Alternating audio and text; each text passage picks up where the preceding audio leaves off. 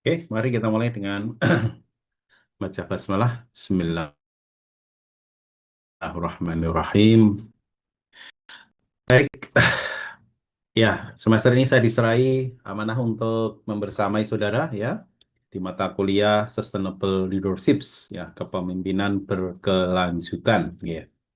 Ada 8 mahasiswa ya, ada 8 mahasiswa yang tergabung di kelas ini. Sudah hadir semua ini ya. 1, 2, 3, 4, 5, 6, 7, 8. Udah semua ya.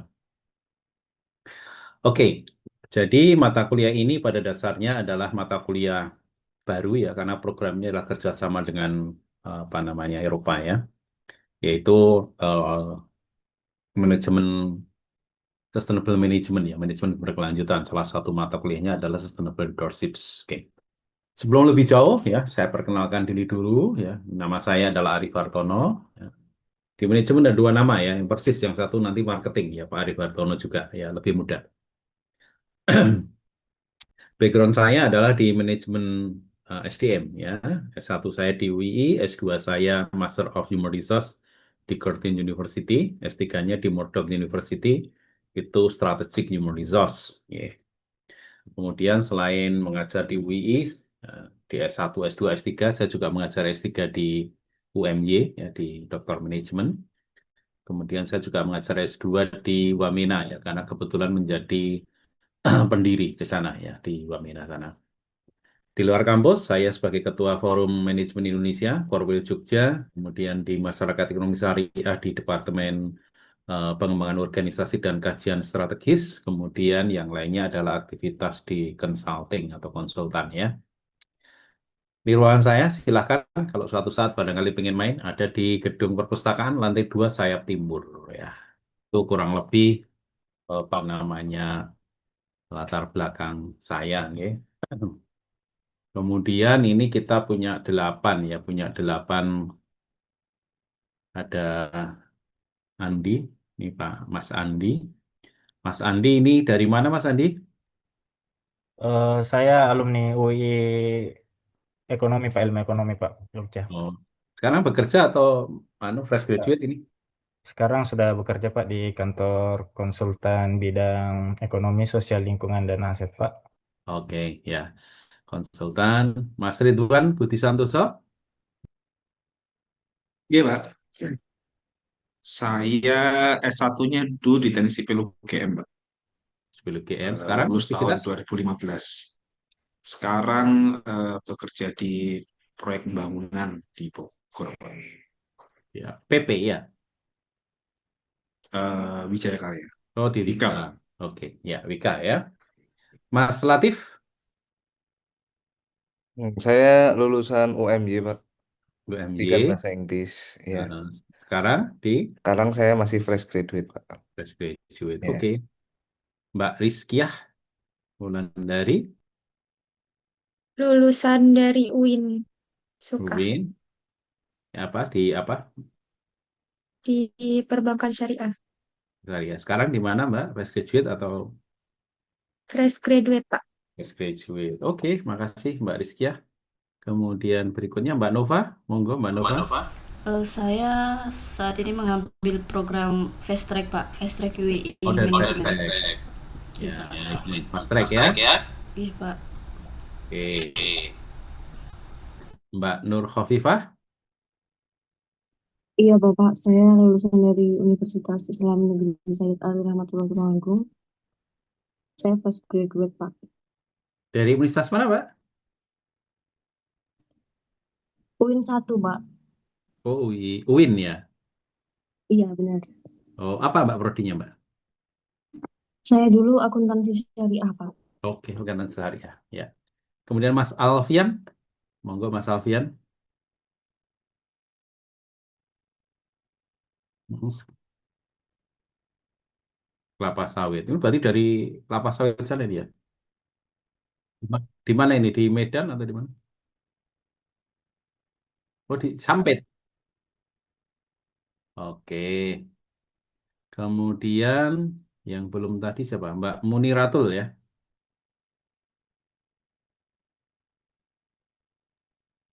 Iya, Pak. Assalamualaikum warahmatullahi wabarakatuh. Saya dari Aceh, Pak.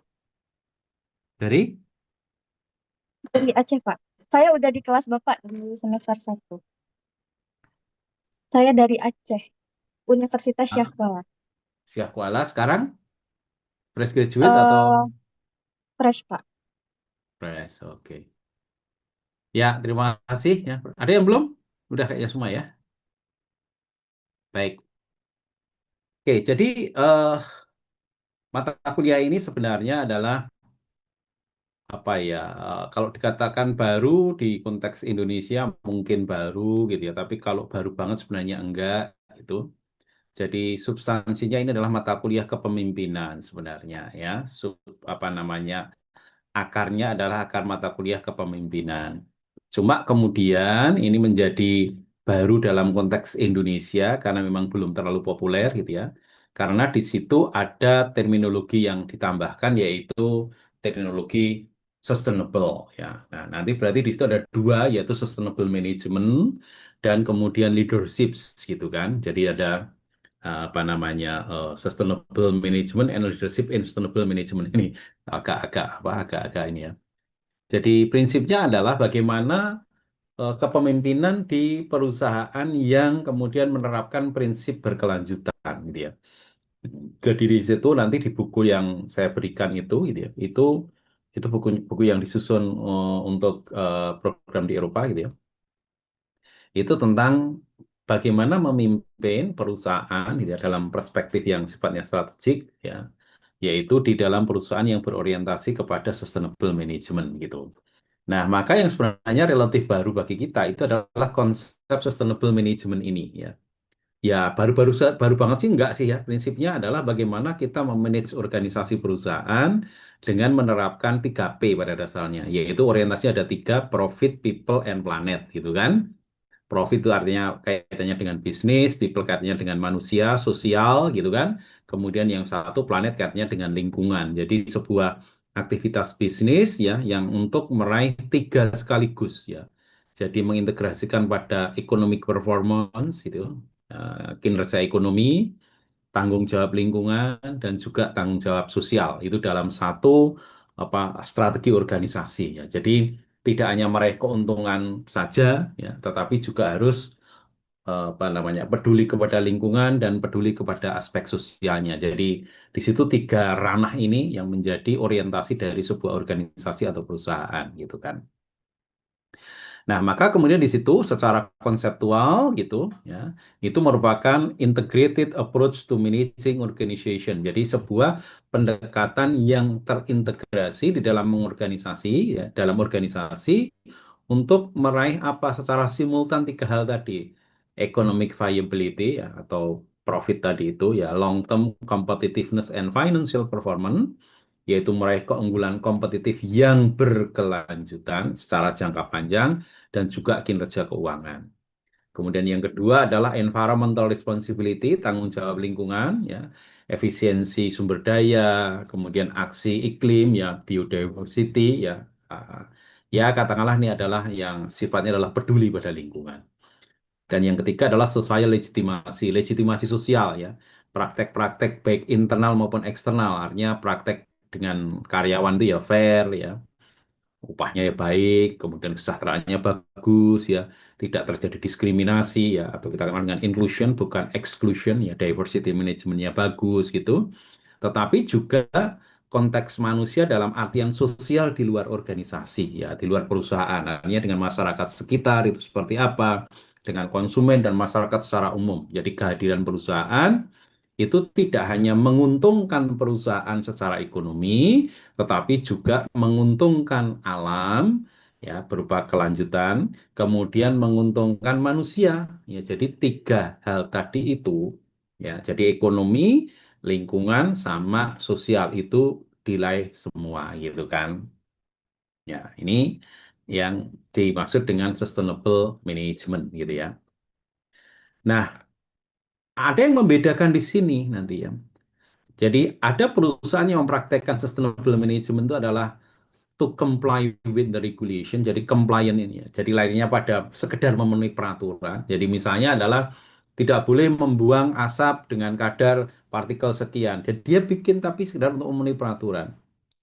Tapi sebenarnya yang lebih penting lagi adalah system management itu not only to comply with the regulation, but with its strategic capability. Tapi sebenarnya lebih kepada orientasi strategik gitu ya.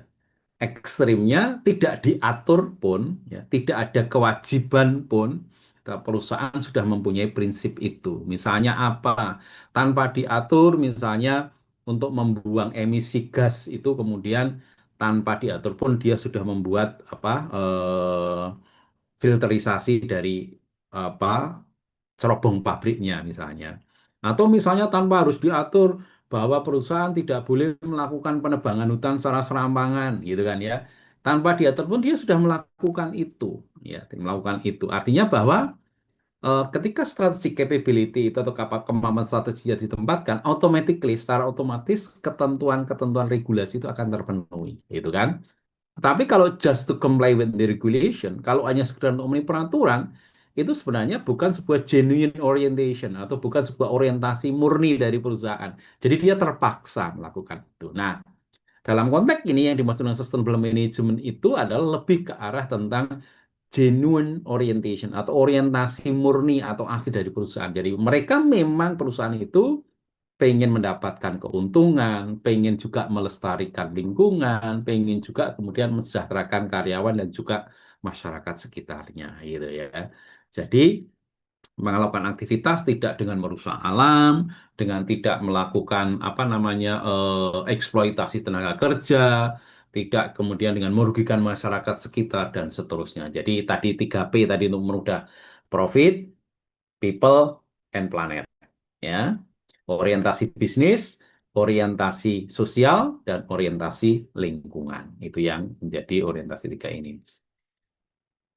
Nah, nanti gitu ya, beberapa key managerial principle-nya, prinsip-prinsip manajemen yang penting dalam sustainable management itu adalah ya ada orientasi yang tiga tadi itu ya, profit, sosial, lingkungan gitu ya. Kemudian yang kedua adalah system thinking, pola pikir yang sistemnya sistemik. Jadi di situ ya dalam pengambilan keputusan itu tidak terfragmentasi. Ya, jadi ketika mengambil keputusan itu ya tidak hanya untung, tapi ketika untung kemudian menimbulkan kerusakan alam, itu dianggap bukan sebuah keputusan yang baik. Kalau menghasilkan keuntungan, tapi kemudian merugikan masyarakat, atau kemudian juga tidak mensejahterakan karyanya, atau mengeksploitasi, itu juga tidak keputusan yang baik. Jadi, pola pikirnya adalah pengambilan keputusan itu secara sistemik. Jadi, ketiga-tiganya tadi menjadi variabel di dalam pengambilan keputusan. Jadi, tidak parsialistik, tetapi sistemik. Jadi, profit orientation atau business orientation, environmental orientation, sama social orientation itu selalu menjadi satu paket di dalam pengambilan keputusan-keputusan manajerial perusahaan. Ya. Kemudian yang ketiga, stakeholder centered management. Manajemennya itu berpusat atau berfokus kepada stakeholder, bukan shareholder. Ya. Bedanya apa? Kalau shareholder itu orientasinya kepada pemilik perusahaan, pasti larinya kepada keuntungan, profit, gitu kan? Tapi ketika stakeholder itu adalah semua pemangku kepentingan. Pemangku kepentingan perusahaan itu siapa? Banyak, ya, termasuk shareholder. Jadi pemilik saham itu hanyalah salah satu dari stakeholder atau pemangku kepentingan. Di situ ada masyarakat, ya, ada konsumen, ada negara, kemudian ada bahkan lingkungan juga masuk dari stakeholder gitu, ya. Jadi di situ orientasi perusahaan itu adalah fokusnya pada stakeholder, semua pemangku kepentingan, bukan hanya shareholder. Yang keempat itu adalah pengambilan keputusan yang bertanggung jawab dan etis, ya, etis. Nah, kata-kata nanti kita akan banyak ngomong tentang etis di dalam bab berikutnya, ya. Jadi di situ sesuatu itu pengambilan keputusan itu nanti ada terminologi etiknya. Kalau saya mengambil keuntungan misalnya untung besar, kemudian merugikan, etis nggak sih seperti itu? Gitu ya. Kemudian kalau kemudian perusahaan mendapatkan katakanlah keuntungan, tapi kemudian karyawannya itu tereksploitasi, etis nggak sih seperti itu? Nanti kita akan banyak ngomong tentang ethical di situ itu ya. Jadi di situ harus mengintegrasikan antara alasan-alasan manajerial dan alasan-alasan moral di dalam pengambilan keputusan perusahaan. Kemudian yang terakhir itu adalah measurement and accountability, ya. Jadi di situ harus diukur dan akuntabilitasnya harus dijaga. Nah, itu kan. Jadi apa namanya antara environments gitu ya, kemudian antara sistem sama intinya 3P tadi tetap harus terjaga terus gitu ya.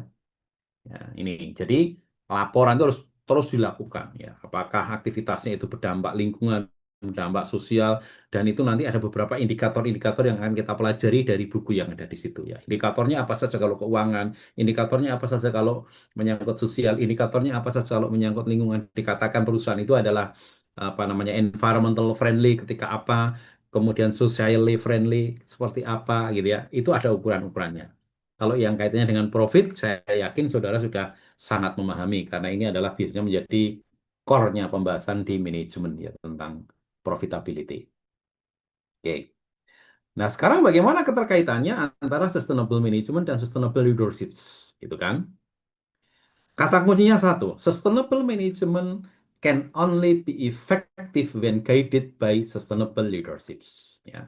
Jadi, manajemen berkelanjutan itu hanya akan bisa efektif ketika dia dipandu oleh pemimpin yang sustainable juga atau pemimpin yang berkelanjutan.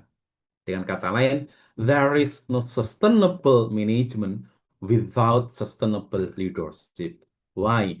Because leaders is the highest rank in the organization, is the most influential person that make a decision. Ya, karena orang puncak, orang tertinggi, ya, orang-orang apa kelompok-kelompok orang baik di level direksi, manajer gitu ya, itu adalah pengambil keputusan utama. Maka tidak mungkin perusahaan itu berorientasi berkelanjutan kalau orang-orang inti tadi itu tidak berorientasi berkelanjutan, gitu ya. Jadi jelas di situ. Ya, there is no sustainable management without sustainable leaderships. Maka kata kunci dari implementasi sustainable management itu harus didukung oleh sustainable leadership di sini ya. Jadi di situ sustainable management itu menyiapkan sistem, proses, strukturnya atau organisasionalnya. Pemimpin itu adalah apa? Visi, arah perusahaan, panduan etisnya, kemudian memobilisasi gitu ya, dan seterusnya. Ya, jadi antara sistem atau perangkat dengan pengambil keputusan itu harus match atau harus seiring sejalan gitu ya. Jadi kalau Anda punya sebuah sistem perusahaan yang sustainable, tapi para pengambil keputusannya tidak orientasi sustainable, ya nggak akan terjadi gitu kan. Nah, ini bisa berlaku bagi semua. Misalnya, contohnya adalah ya perusahaan-perusahaan kelapa sawit, ya itu yang saat ini sering dianggap sebagai perusak hutan, gitu kan ya, karena mengganti tanaman dengan tanaman-tanaman kelapa sawit, ya. Pertanyaannya adalah di situ perusahaan ini harus punya konsepsi tentang bagaimana memaintain keseimbangan, gitu ya, antara tanaman produktif dengan tanaman yang untuk melindungi alam, kan gitu, ya. Selama itu dijalankan ya sesuai dengan prinsip-prinsip itu maka tidak masalah ya. Sama dengan perusahaan kayu lapis misalnya gitu kan. Prinsip ketika dia menebang kayu sebagai bahan kayu lapis kemudian diikuti dengan reboisasi gitu ya, maka kemudian prinsip tentang sustainability akan bisa dilakukan gitu kan. Karena kalau tidak misalnya ya, mohon maaf ini yang di kelapa sawit ya. Kalau kemudian katakanlah semua lahan dipakai untuk kelapa sawit, kemudian tanah itu tidak bisa menahan adanya contoh kayak yang terjadi kemarin di Aceh, di Medan, kemudian di Sumatera Utara, kemudian di Sumatera Barat gitu ya. Ketika terjadi banjir bandang yang seperti itu, lahannya bisa rusak semua kan. Sama saja nanti kan juga justru akan mendapatkan dampak yang paling signifikan juga akhirnya gitu ya. Bukan keuntungan dari tanaman produktif, tetapi juga kerusakan. Nah, maka kemudian harus di-maintain di situ. Artinya ada orientasi alam, orientasi keuntungan juga. Nah, kalau orientasi keuntungan saja, bukan tidak mungkin alam yang kemudian akan tidak bersahabat. Kalau atau juga misalnya kalau tidak berorientasi sosial, masyarakat tidak bersahabat. Kita sudah banyak mendengarkan bagaimana, banyak melihat bagaimana komplain-komplain dari masyarakat yang kemudian memaksa perusahaan itu ya, yang akhirnya ujung-ujungnya banyak yang kemudian dicabut izinnya misalnya gitu. Jadi lagi-lagi tiga tadi itu ya. Nah, sekarang pertanyaan kalau begitu apa itu sustainable leadership ya? Nah, gitu kan? Jadi di sini dikatakan ya, leadership approach in which leader intentionally guided organization ya. Jadi ada Intentional guided innovation artinya apa? Memang ada keinginan dari dalam dirinya untuk memandu organisasi toward long-term economic viability. Jadi orientasi ekonominya adalah jangka panjang. Dan itu keinginan itu datang dari bukan karena dipaksa. Ya, jadi dikatakan sebagai intentional. Intention itu yang punya keinginan memandu organisasi agar berorientasi jangka panjang, gitu kan? Kemudian pada saat yang sama itu juga simultaneously safeguarding environment integrity. Dia punya integritas dalam penyelamatan lingkungan dan juga promoting social responsibility dan juga tanggung jawab sosial. Gitu kan? Dengan cara bagaimana? By embedding sustainability values dengan cara melekatkan atau apa namanya bukan hanya menempelkan gitu ya, mengintegrasikan gitu ya dari nilai-nilai sustainability tadi ke dalam apa? Visi, misi, strategi, pengambilan keputusan, budaya perusahaan, dan juga stakeholder relationships. Atau dengan kata lain, prinsip tiga hal tadi itu melekat penuh di dalam perusahaan. Mulai dari yang sifatnya sangat-sangat filosofis, ya visi misi, sampai pada yang operational execution-nya di sana. Ya. Nah, ini yang dimaksud dengan sustainability. Dan yang dimaksud dengan sustainable leadership. Dan ini intentionally, bukan by pressure. Jadi memang mereka ingin melakukan itu. Mereka memang punya keinginan melakukan. Bukan karena dipaksa undang-undang, bukan karena dipaksa yang lain. Karena mereka memang punya suatu keinginan yang datang dari dalam untuk melakukan itu. Ya, ini dimaksud dengan sustainable leadership. Ya. Nah, sekarang cirinya apa gitu kan? Ciri yang paling utama adalah long-term and visionary orientation. Orientasi yang sifatnya jangka panjang dan visioner. Gitu ya. Jadi mereka tidak hanya berpikir ketika dia memimpin perusahaan. Dia tidak hanya berpikir 5 tahun, 10 tahun, 20 tahun, 30 tahun. Dia berpikir secara terus-menerus. Gitu kan? Artinya apa? Kalau saat ini perusahaan itu punya hak untuk mendapatkan keuntungan, maka anak, cucu, cicit, sampai generasi kapanpun dia punya hak juga untuk mendapatkan hal yang sama yang kita punya. Kalau kemudian dengan aksi perusahaan kita mengakibatkan generasi kita entah 100 tahun ke depan atau 200 tahun ke depan mereka kehilangan, artinya kita merampas. Ya, merampas mereka. Maka visinya amat sangat jauh ke depan. Ya, tidak dibatasi oleh waktu. Artinya apa? Kalau sekarang kita berhak menghirup oksigen dengan bebas, dengan bersih, maka generasi sampai kapanpun harus punya hak yang sama. Kalau kemudian karena kelakuan kita, perlakuan kita pada alam tidak bersahabat menjadikan kemudian terjadinya degradasi emisi itu ya itu berarti kita salah. Gitu kan? Kemudian yang kedua adalah integration of sustainability into strategy and governance. Mengintegrasikan yang namanya keberlanjutan tadi itu ke dalam strategi dan tata kelola perusahaan. Tadi bahasanya itu adalah melekat, menyatu, terintegrasi di dalam sistem perusahaan. Mulai dari yang sifatnya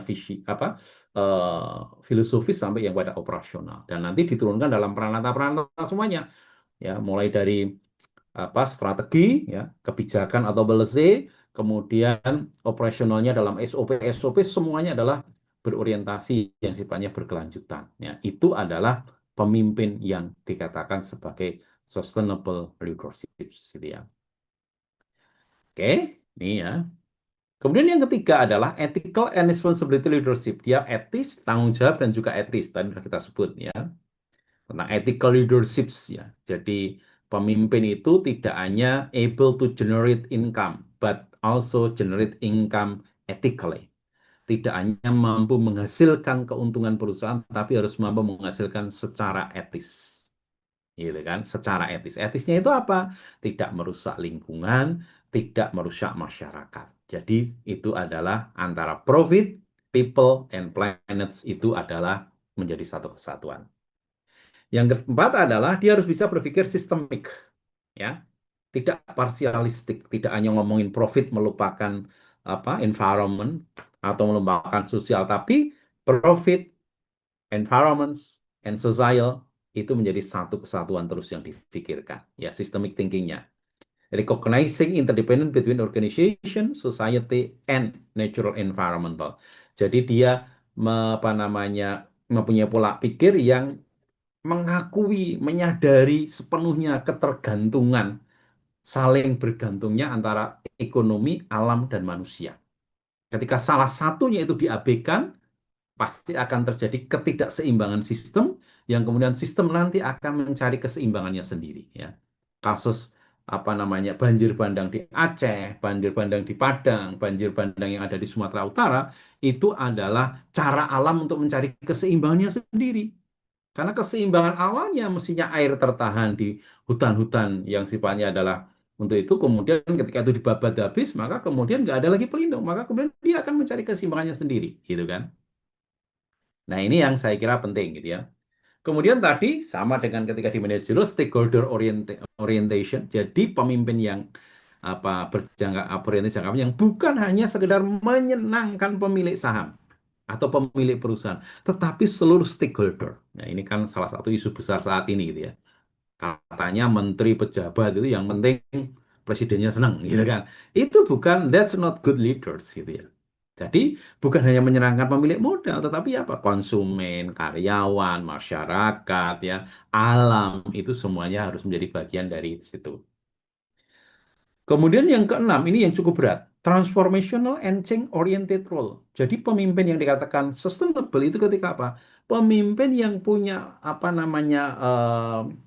pemikiran, kemampuan untuk menjadi change agent atau agen perubahan. Selalu berubah untuk ke arah yang lebih baik. Jadi fostering innovation, learning, and cultural transformation. Ya, jadi di situ ketika perusahaan saat ini misalnya, perusahaannya kurang peduli kepada lingkungan, maka kemudian dia harus mentransformasikan perusahaan untuk environmentally friendly. Perusahaannya kurang ramah terhadap masyarakat, banyak merugikan masyarakat, kehadirannya bukannya menambah kesejahteraan masyarakat sekitar, tapi kemudian menyengsarakan, menjadikan datangnya banjir, menjadikan ekonominya tidak terangkat, maka kemudian dia harus mampu melakukan bagaimana perusahaan itu kemudian mampu kehadirannya itu mensejahterakan masyarakat sekitarnya misalnya, ya. Jadi di situ dia harus menjadi agen perubah, ya, agent of change atau change agents. Yang kemudian yang ketujuh adalah accountability and measurable impacts, ya. Dia selalu mampu mengukur tentang dampak dan juga selalu mengalami keterbukaan atau akuntabilitas, gitu kan. Kemudian yang kedelapan adalah adaptive and learning oriented leadership. Mereka yang selalu belajar dan adaptif, ya, dalam rangka untuk mensinkronkan tiga orientasi tadi, profit, people, and planet, ya, itu tadi. Nah, itu kurang lebih sebenarnya yang dimaksud dengan sustainable leaderships, yaitu leadership yang mampu kemudian memanage organisasi menggunakan sustainable management. Nah, gitu kan.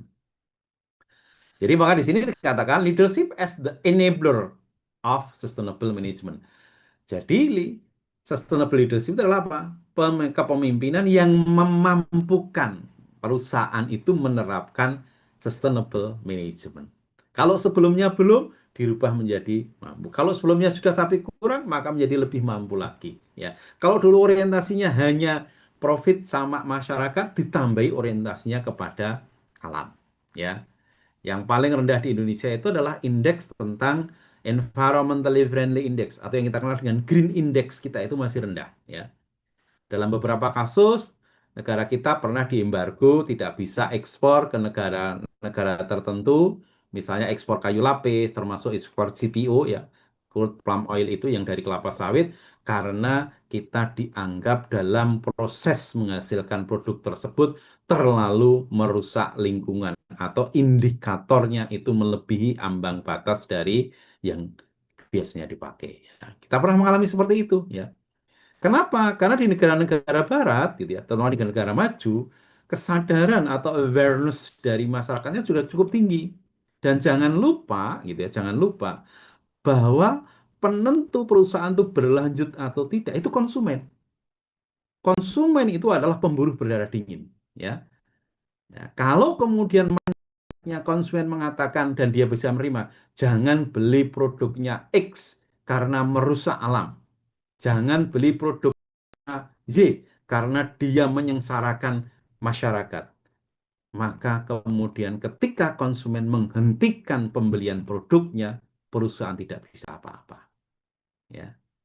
Maka di negara-negara maju, perusahaan itu sangat berhati-hati. Sentimen negatif yang kemudian terpublish ke konsumen, konsumen mempercayainya, maka otomatis perusahaan akan mati. Ya. Jadi, yang namanya membunuh perusahaan gitu ya, oleh konsumen itu sudah banyak dilakukan. Simpel aja, tidak usah beli produk di perusahaan itu, ganti ke perusahaan lain. Perusahaan itu akan gulung tikar otomatis. Ya, maka ada gerakan-gerakan yang itu kemudian dipakai ya sebagai perlawanan kepada perusahaan-perusahaan tidak ramah terhadap lingkungan, yang tidak ramah terhadap masyarakat atau sosial, yang hanya berorientasi profit, gitu ya. Itu di negara-negara yang mindset orangnya itu sudah cukup bagus, itu bisa dilakukan. Di Indonesia memang belum sekuat itu. Karena masyarakat kita masih menengah ke bawah lah ya gitu. Masyarakat Indonesia itu kan pelupa gitu ya. Kalau ada perusahaan melakukan kesalahan misalnya pembalakan atau yang lainnya gitu ya, kemudian produknya misalnya produk kertas gitu kan ya. Kemudian wah udah ya. Habis itu perusahaannya gampang. Indonesia itu paling gampang dikasih diskon gede-gedean. Masyarakat udah lupa semua. Tetap beli produk itu lagi gitu ya. Tapi beda dengan negara-negara yang sudah maju, pendapatannya bagus, kesejahteraannya bagus, bahkan dia rela membeli produk dengan harga sedikit lebih mahal selama produk itu adalah berorientasi jangka panjang ya atau sustainable products tadi itu ya.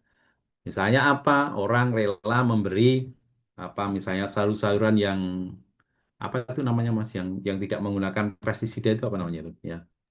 Ya, itu Organik, Pak. organik gitu ya. Rela dia membeli seperti itu gitu kan. Tetapi kalau masyarakat yang berpenghasilannya masih relatif rendah, wah ngapain organik Pak? Yang ada aja lebih murah gitu kan. Karena yang tadi udah berpikir jangka panjang nih, menyangkut dampak kesehatan macam-macam gitu ya. Ya. Jadi sekali lagi, sustainable leadership itu adalah kepemimpinan yang mampu membuat perusahaan itu mampu menerapkan sustainable management. Gitu kan? Jadi di sana ada long term vision-nya ada, kemudian mengintegrasikan antara tujuan perusahaan dengan sosial dan juga lingkungan gitu kan. Kemudian memobilisasi orang untuk mendukung yang namanya sustainability driven change atau perubahan-perubahan yang kemudian larinya ke situ itu ya. Nah, leadership nanti selain istilah 3P tadi ya, juga istilahnya sering dipakai adalah ESG ya. Yaitu environmental, social, and governance. Environmental itu adalah tadi lingkungan, social itu adalah lingkungan masyarakat, governance itu adalah maksudnya perusahaan, tata kelola ya. Nah, nanti di buku yang kita pakai itu nanti ya, itu bagaimana mengaitkan kepemimpinan dengan achievement of ESG ini atau ESG ya. ESG ini. Apa itu? Achievement menyangkut environmental gitu kan. Nanti ada indikator-indikator yang disampaikan dalam buku itu. Kemudian achievement social indicators, nanti juga ada indikator-indikatornya. Kalau governance semua orang udah ngerti ya, profitability, kemudian tentang solvability, rentability gitu ya, orang ngerti semua. Tapi yang dua, environmental sama social, saya kira belum terlalu familiar. Nanti akan ada di dalam buku yang kita pakai tersebut gitu ya. Nah, pertanyaan kemudian orang, apa iya kalau perusahaan itu kemudian mengimplementasikan sustainable leadership itu punya keuntungan? Jawabannya yes. Ya. Kenapa? Karena akan long term competitiveness. Ya, kemampuan untuk mempunyai keunggulan kompetitif itu pasti lebih panjang. Ya. Jangan lupa masyarakat Indonesia itu juga kian hari kian tersadarkan. Kan gitu ya.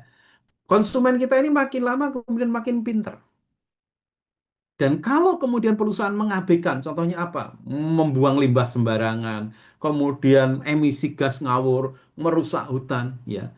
Cepat atau lambat masyarakat akan tahu, cepat atau lambat masyarakat akan kemudian melakukan perlawanan yang paling sederhana adalah dia tidak berteriak, tidak apa, tetapi dia tidak membeli produknya, membeli produk lain yang lebih ramah lingkungan, yang lebih ramah sosial. Gitu ya. Nah, sehingga orientasi sustainable itu kan menjadikan apa? Sebuah semacam identity bagi organisasi, yaitu berupa legitimasi dan kepercayaan publik. Beli perusahaan, beli kertas produksi si X karena dia ramah lingkungan, karena dia baik dengan pekerjaannya, karena dia memberikan ini apa namanya itu tanggung jawab sosial gitu ya, yang cukup bagus gitu ya. Nah, contohnya seperti itu. Ya, ini kan ya.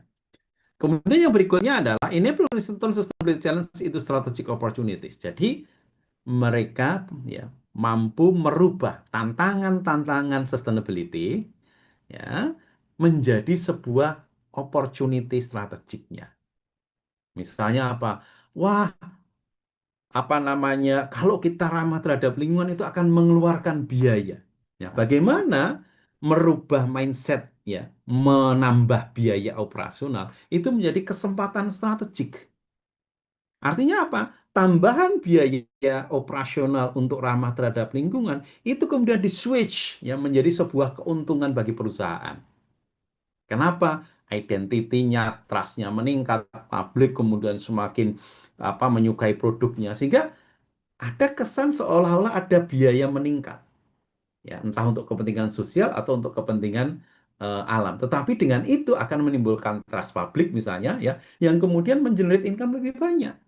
Jadi tidak kemudian mindsetnya adalah, waduh kalau ada pengeluaran untuk lingkungan, ada pengeluaran untuk masyarakat itu kemudian menjadi apa namanya revenue-nya, cost-nya naik, profit-nya turun. Nggak harus begitu mindsetnya.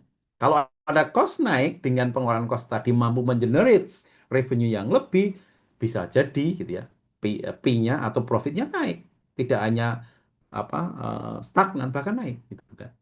Dan ini sudah dialami oleh banyak perusahaan yang mempunyai brand image yang bagus terhadap lingkungan, yang brand image-nya bagus terhadap masyarakat, itu kemudian menjadi perusahaan-perusahaan yang kompetitif gitu ya.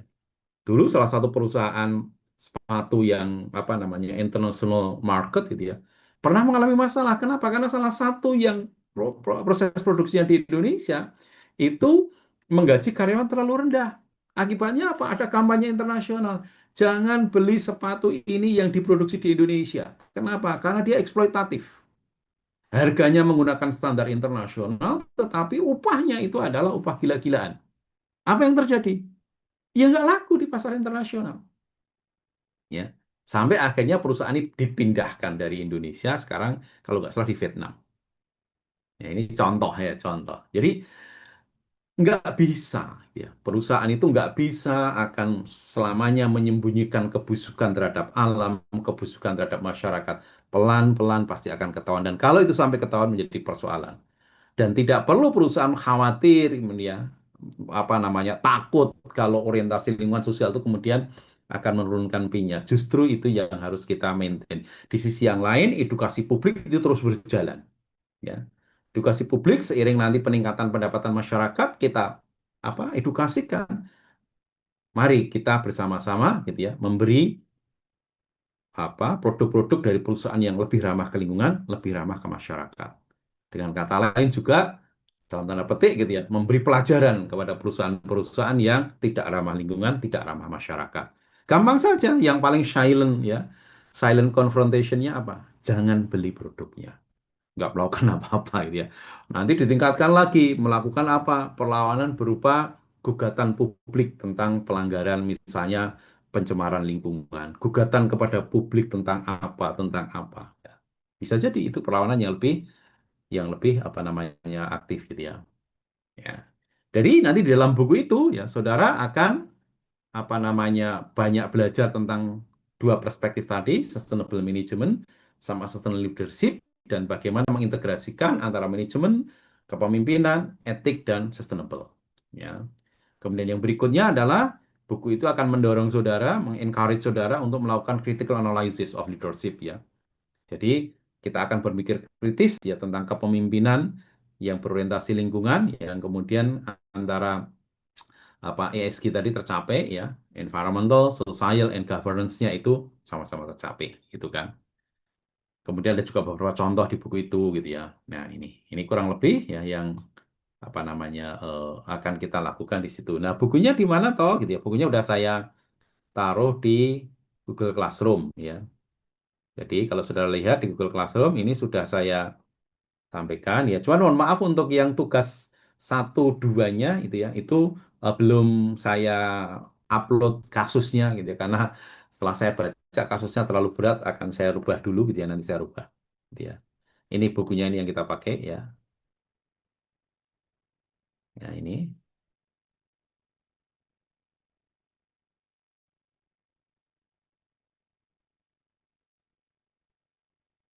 Kok, bentar, kok susah. Apa nggak bisa dibuka? Sebentar, saya ceknya dulu. Bisa dibuka nggak? Sudah ada yang mencoba membuka? Bisa, Pak. Oh, bisa, ya sudah. Ya, ini kok malah saya minta akun. Oh, ini sudah bisa. Ya, buku ini ya, bukunya saya ambil yang paling simpel ini untuk utamanya kita dari sini gitu ya, dari buku ini. Ini adalah buku ya dari dipakai bersama-sama untuk standar Eropa ini, gitu ya. Kita pakai ini saja, ini konsorsium gitu ya. Ya, nanti dari sini akan mendapatkan banyak ya topik-topik yang simpel tetapi kemudian cukup mengena dan juga ada beberapa contoh kasus yang ada di situ gitu ya.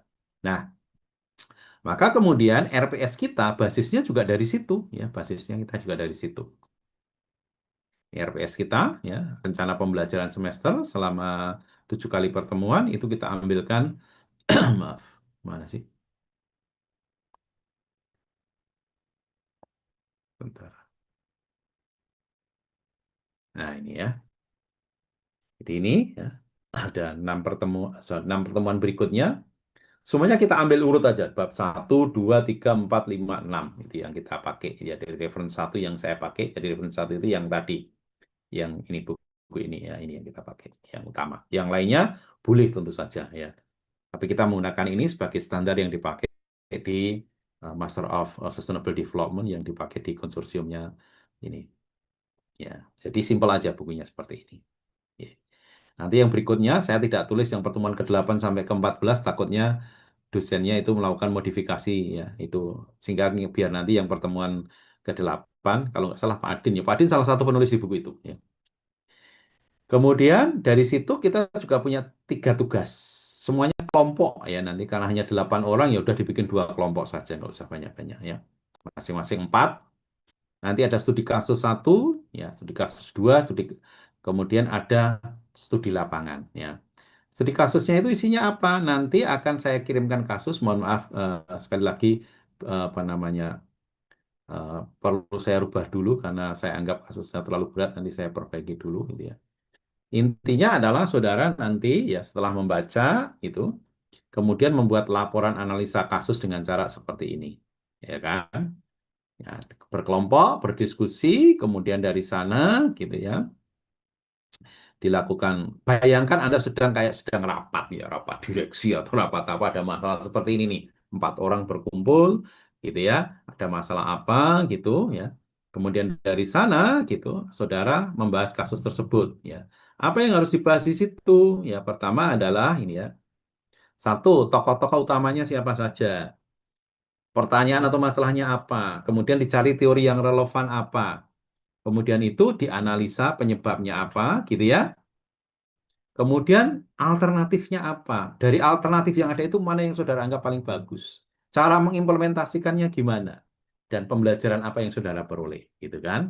Nah, ini ya, ini kurang lebih seperti ini prosesnya. Jadi siapa tokoh-tokoh utamanya, kemudian masalahnya apa, kemudian teori yang relevan apa, dianalisa, kemudian alternatif solusinya apa, dipilih alternatif yang terbaik yang mana, kemudian skenario untuk implementasi seperti apa. Ya, ini persis ketika saudara rapat di ruang rapat perusahaan, gitu ya. Ada masalah, gitu ya. Kemudian diidentifikasi masalahnya apa, pendekatan yang relevan apa, kemungkinan penyelesaiannya 1, 2, 3, di antara 1, 2, 3 mana yang paling baik kita ambil, kemudian setelah itu skenario implementasinya itu seperti apa, gitu kan.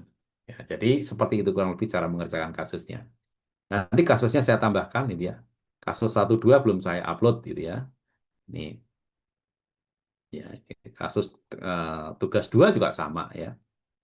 Nah, bagaimana dengan tugas yang ketiga? Ya, tugas ketiga ini agak berbeda. Kenapa? Ini karena praktek lapangan atau studi lapangan. Jadi, saudara kita minta untuk ya, mengambil salah satu perusahaan yang kemudian Anda fokuskan kepada praktek kepemimpinan yang ada di situ. Gitu kan? Nah, apa saja di situ? Gambaran perusahaannya seperti apa? Dua, praktek kepemimpinannya seperti apa, gitu kan ya. Kemudian dievaluasi. Praktek kepemimpinan tadi itu sudah sustainable oriented atau belum, gitu kan? Gunakan apa? Gunakan teori-teori dan juga jurnal-jurnal yang relevan untuk menganalisa tadi. Ya, jadi praktek kepemimpinannya kayak apa?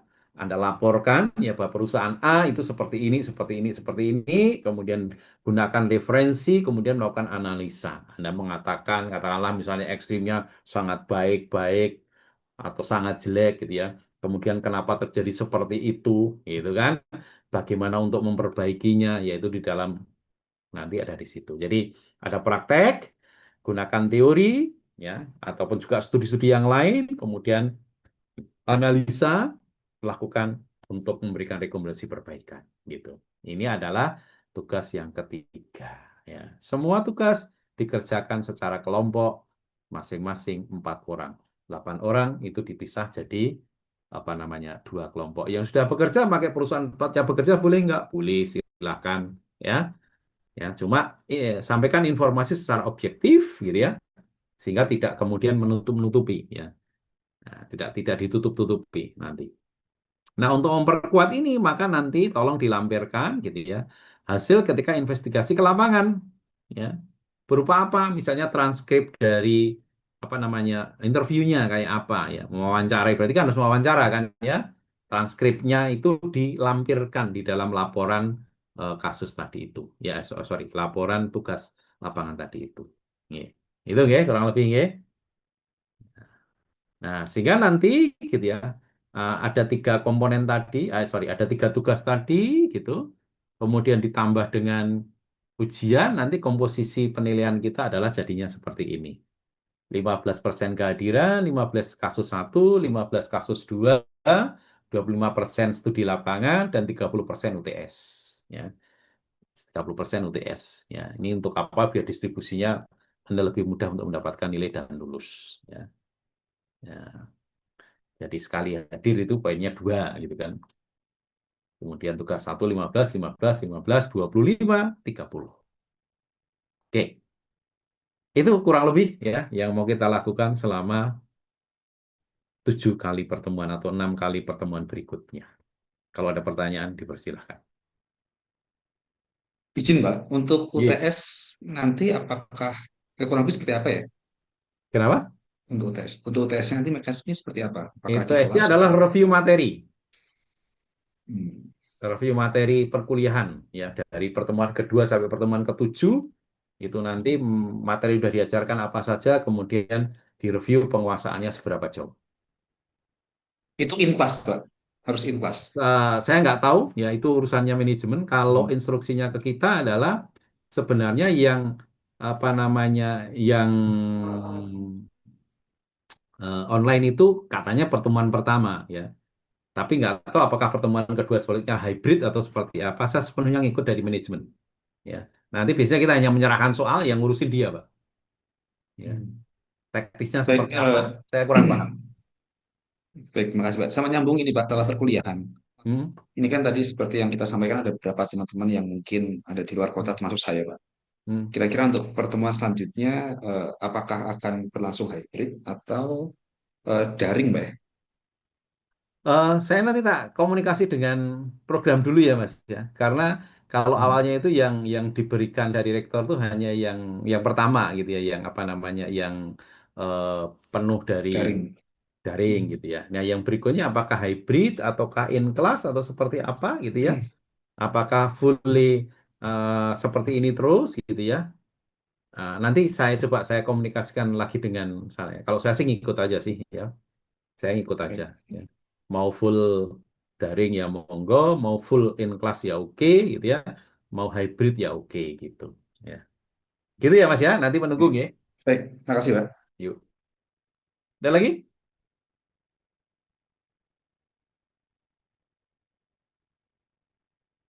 Kalau nggak ada itu aja lah pengantar pertama, nggak usah berat-berat, bahannya sudah ada gitu ya. Nanti mohon maaf yang kasus 1 sama 2-nya kebetulan tadi saya cancel dulu gitu ya, itu baru nanti saya masukkan di situ lagi gitu ya biar saya ukur biar relatif lebih bisa dikerjakan karena tadi terlalu saya kok kayaknya keberatan gitu kan ya. Nanti saya masukkan segera, mudah-mudahan nanti malam sudah saya upload. Nggak usah khawatir, itu baru minggu ketiga kok ya, pertemuan ketiga. Tapi jadwalnya sudah ada, kapan-kapan sudah ada semua ya. Yang saudara bisa siapkan dari sekarang adalah yang studi lapangan. Itu bisa disiapkan jauh-jauh hari, karena saudara harus mencari perusahaannya, nanti harus melakukan wawancara atau interview atau mengumpulkan data gitu ya, menyangkut prakteknya. Pengumpulan datanya bisa melalui apa namanya wawancara Zoom, apa saja yang penting ada transkripnya ya. Jadi boleh, tidak harus kemudian ke lapangan enggak ya. Jadi boleh di mana saja itu ya. Atau ini sudah ada yang bekerja ini dibagi dua juga boleh. Ini sama nggak tempat kerjanya? Beda, Beda. Pak. Kalau mau beda, dua itu sudah dikelompokkan dua aja. Yang satu analisis perusahaan, udah habis, selesai kan? Nggak usah ribet nyari tempat perusahaan lagi. Tapi monggo nanti diatur saja ya kelasnya. Saya serahkan kepada, biasanya ada ketua kelas atau apa sih. Monggo nanti dibagi 4-4 saja. Saran saya kalau sudah ada yang bekerja, lebih baik yang bekerja dipisah. Sehingga nanti biar kasusnya lebih beragam. Ada lagi? Sudah jelas yang dari Google Classroom? Jelas ya? Ya. Soal Jelas, Pak. metodenya nanti kita ngikut aja ya Mas Ridwan ya. Ngikut dari apa. Tapi kemungkinannya bisa hybrid atau bisa full daring. Saya nggak ngerti sih ya. Kalau di S3 itu biasanya hybrid sih. Ya. Kalau S2 saya belum pernah hybrid. S2 saya biasanya apa namanya in kelas gitu ya. Tapi ini kelasnya ini kan agak beda ini kan ya. Baru kali ini kelasnya S2 saya punya kelas ada di luar kota gitu ya. Oke, cukup gitu ya, saya kira ya. Untuk pengantar ya sudah mengantarkan saja. Nanti kalau apa jauh-jauh nanti mana. Silakan bukunya dibaca, panduannya bab-babnya nanti pertemuan besok bab 1, pertemuan berikutnya bab 2, silakan dibaca dulu gitu ya. Sehingga nanti ketika di kelas lebih produktif untuk berinteraksi. Oke, begitu. Terima kasih. Kita akhiri dengan doa kafaratul majelis. Subhanakallahumma wa bihamdika asyhadu an la ilaha illa anta astaghfiruka wa atubu ilaik. Assalamualaikum warahmatullahi wabarakatuh. Selamat sore, selamat bermalam minggu. Oke. Terima kasih, Bapak. Yuk, Waalaikumsalam nggih. warahmatullahi Selamat wabarakatuh. ketemu lagi Terima insya kasih, Allah minggu depan Pak. nggih. Amin ya, Assalamualaikum. Pak.